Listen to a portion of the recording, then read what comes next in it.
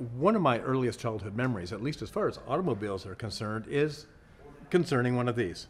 As a kid who sort of grew up and was carted around in the back seat of 1950s Buicks and Oldsmobiles and everything, a ride in one of these, a brand new one that a friend of my mother's had bought, was a bit of a terrifying experience. It made all kinds of weird noises. All the noise came from the wrong end. As time progressed, they became sort of part of the culture. I was a kid in the 60s, and I had friends who had these, and I've spent altogether too much time in the back of Volkswagen vans.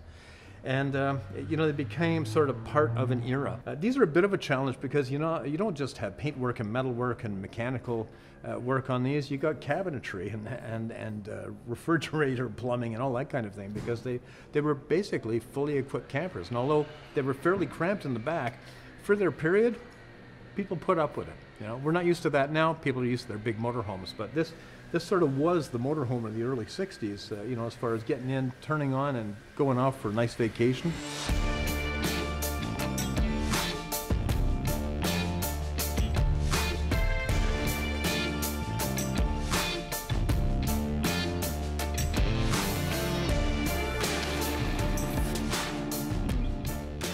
Hi, my name is Scott. I'm a technician here at the Guild. I've been working for the past little while on this 1960 Westfalia camper van. To get to where we are now, any usable pieces of furniture like this bread box here, this panel here, we had to sand down all the original finishes, any lacquer, bring it back to smooth, put some sanding sealer all over to make it, again, a finished surface, and restain it all to match, because the biggest problem in this, there were just 20 different shades of brown going on in here, and there was just no continuity in the interior, so we had to bring it all back to the same shade of brown and make sure that everything flows nicely. Next steps for this thing is going to be the left closet back there. For that one, it was completely destroyed.